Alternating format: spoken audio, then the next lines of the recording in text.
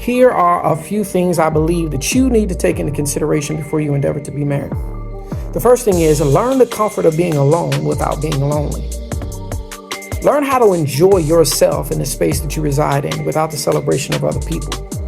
It's important for you to remember that always inviting other people in sometimes causes you to lose yourself. You want to make sure that you have an appreciation for the value of the person that it is you are, so the person that you invite into your space can value and show that same value of appreciation for the person you become. The next one, choose the person that you want, but also make sure that the person that you've chosen has chosen you. Make sure that you're not the last available or the only available option that person had to choose from. Because if another option comes along, if they're not totally invested into you, then they'll choose that other option because they perceive it to be better than what it is they have in their possession. So that is extremely important. Okay, I think I had one more. The next one, number 3. What was my number 3? Oh, learn how to be friends before you become companions.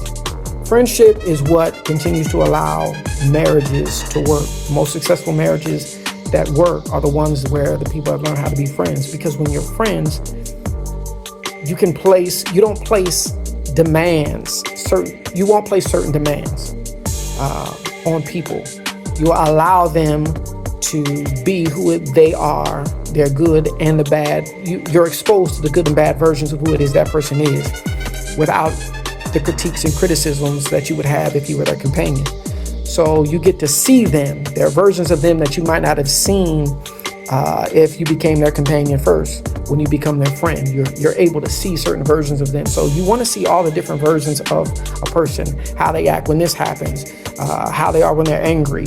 You want to be able to see that. And one of the best ways for you to be able to see that is in friendship. To learn how to be friends. I want you to understand that even though my marriage didn't work, I still believe marriage is an awesome thing. I believe that it's a God thing. I do, however, understand that every relationship is different, and there's no one size fits all. You have to do what it takes. You have to be willing to make the investment. Watch this. You have to be willing to first invest into yourself so that you can invest in the other individual. You have to learn how to love you first before you can love somebody else. You have to learn how to love you the right way. The only right way to love you is the way God loves you. Learn how to love yourself the way God loves you so that you can learn how to love the other person the way God intended for them to be loved. Until you learn how to do that, marriages will never work.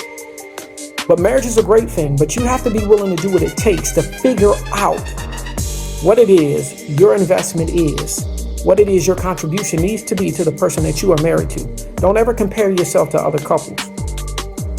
Don't ever do that. Make sure that you focus your attention and your efforts on what it is you need to do within the context of your marriage to make sure that it works.